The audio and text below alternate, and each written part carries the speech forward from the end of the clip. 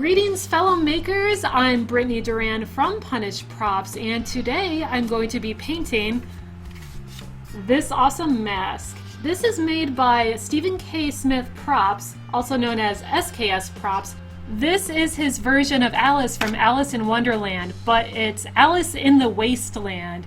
So it's this really cool kind of post-apocalyptic character design for Alice from Alice in Wonderland. And he started fabricating the different pieces for this costume. On his store, he has available the mask and also the shoulder piece, so you can pick up your own. You can see down here, this is a version that Steve has painted himself. I believe you can also purchase painted finished masks on his site. The version Steve sent to us, thank you so much for sending this to us, Steve, by the way. This is awesome. It was a white plastic resin cast of his cool Alice mask. This was bright white when it arrived, and I decided to do a little bit of modifications. I have a very kind of small, narrow face, so this mask was a little wide on me. So I took my heat gun, I heated up each side until the plastic became pliable again, and then bent each side in a little bit. And now it fits my face a bit better. I do like that the overall size is a little bit big because if I wear this for a costume, I don't want it plastered to my face because that would get really warm and annoying to wear. One of the other things I decided to do was take some of the fine tooth detail and use my rotary tool to cut all the way through the plastic. It was a pretty brave move. I haven't really done fine detail work like that before, but it worked out pretty well. What really helped was, since the resin was just a solid white, I put a bright light behind it while I worked on it and was able to see the thin spots through the resin so I could kind of see where I was going to be cutting. And then once I got the groove started, it got a lot easier. I used my rotary tool with a bunch of really fine tip bits, and now I have some breathing holes. And if they end up being noticeable, I can always put some cloth mesh behind it or something, some black colored mesh, but I bet you won't even really be able to see them if there's no light shining through it. So if it's up against my face, you might not be able to see that. I also cut out the nose holes too. After that, I used some 100 grit sandpaper on the inside to rough it up a bit, and then used just a sanding sponge I have. It's a pretty fine sanding sponge, and just lightly went over the rest of the surface just to give the primer something to stick to. And then I used my old Rust-Oleum primer that I like just to give it a nice base color. So now we're at this stage. It is time to do the fun part. Also, I have this really cool print that Steve also sent us. Thank you so much.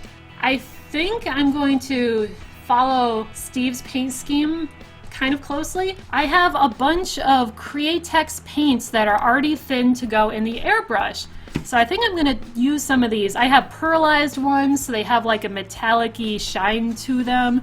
I have fluorescent ones. These ones go on pretty transparent, so you can do cool layering effects. But the first thing I think I'm going to do is just hand brush in some dark paint into all the deep grooves where I don't think the airbrush is going to be able to reach very easily. There's some undercuts in here, so I'm going to take just some of my normal black Createx and just hand brush it in those crevices. These metal parts I think I'm going to make solid black before I add metal paint to them, and then the rest of these are going to be kind of fun fluorescent pink and purple colors. I even added black paint to all the little piercing looking things and the little bolts. I think those are going to be metallic. The first part I'm going to paint is the exterior of the mask and the area around these breather things. I do want to try some of the pearlized paints. I think adding a little bit of metallic look will look really neat. So I think I'm going to mix the pearlized with some fluorescence and maybe some of the opaque orange just to make sure it covers pretty well. So I got pearl, copper, hot pink fluorescent, and then the opaque coral. Oh, that pink really does add to it.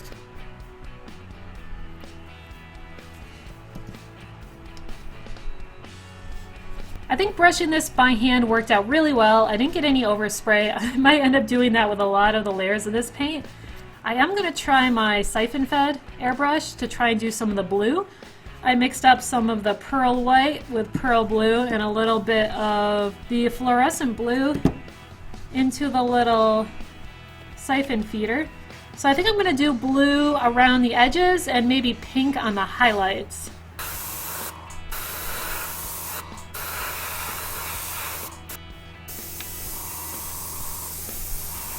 I got some overspray on the orange, which I like. It kind of darkens it into the crevice there.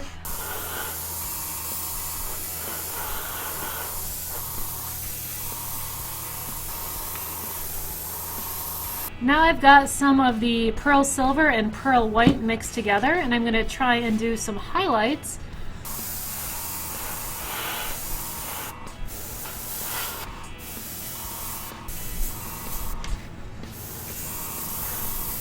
I'm really liking the kind of the shimmery look going on here. Before I do all the weathering and the metallic parts for this mask, I do want to protect the paint I've already done by clear coating it. Since I'm doing this on a live stream, I want it to dry really quickly, so I'm just going to put on some of the matte varnish I have. Just about any clear coat would probably work on this just fine. Then use a hairdryer and then get back to painting. After clear coating, it is time to do the metal parts. I'm going to use some of Sculpt Nouveau's metal finishes. I have the iron beam metal coating, and this has metal powder suspended in here and also some gray pigment, it looks like. And I'm just going to brush this right on.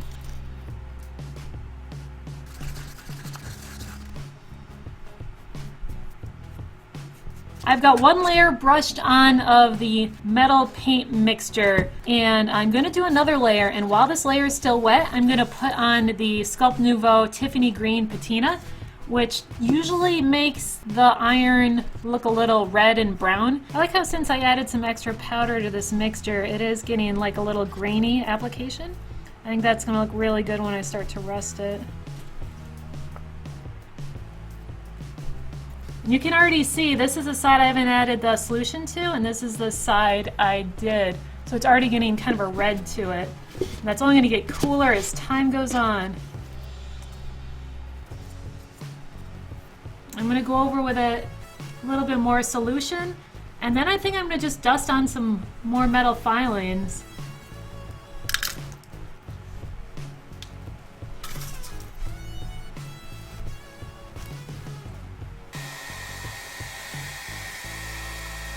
Next I'm going to dust on some brass powder to give it some of the yellowy look.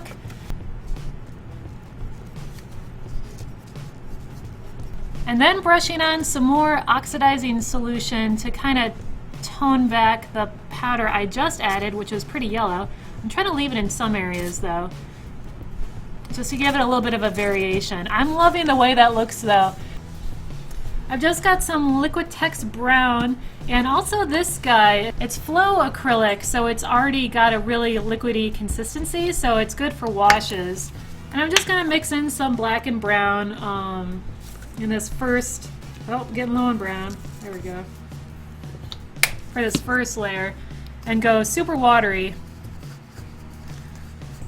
And I'm going to brush it on over the whole surface, and then wipe it off with paper towels, and that way anything that has a crevice will keep all the dark brownish black color.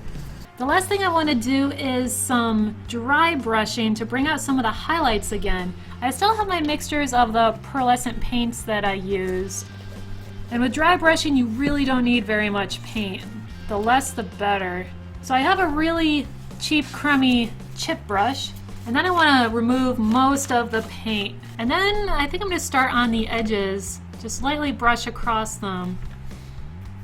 These Createx paints are already watered down for the airbrush, so I don't need to brush them off as much. There's not as much really heavy, thick pigment in there.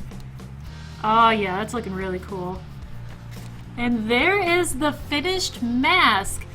The rust is just going to get cooler over the next 24 hours, so I'm not going to clear coat it at all. When I do clear coat it, I'll probably just spray on some more varnish. That seemed to work last time. It didn't really dull the cool pearlescent look very much. The inside of the mask isn't painted yet. I might just brush on some black acrylics eventually. I really like the way this turned out. The kit I got from SKS Props was so good and so detailed. I could have just thrown paint on here and it would have looked good. But it was really fun to build up all the layers, do all the Createx fluorescent and pearlescent paints and all the cool stuff. I think this just looks really sweet. This mask turned out great. Thanks again, Steve, for sending it to us. If you want to get your own kit to paint along, you can head on over to skSprops.com and go to his Etsy store. I think he also sells painted ones too if you just want a cool one for your shelf or to wear around a convention. I really love this character design, and who knows, maybe I'll end up making more parts of this costume down the road. Thanks for following along with this build, and I'll see you on the next live stream. That smells kind of rusty and gross. I probably shouldn't put this up to my face. Hi. Hey, thanks for watching. If you're new to the channel, please subscribe so you don't miss any of our new weekly prop and costume tutorial videos. For more goodies, head over to our website where you'll find blueprints, tutorial books, articles, and more. We also have a second channel for our Q&A show and extra behind the scenes videos. Thanks again and happy crafting.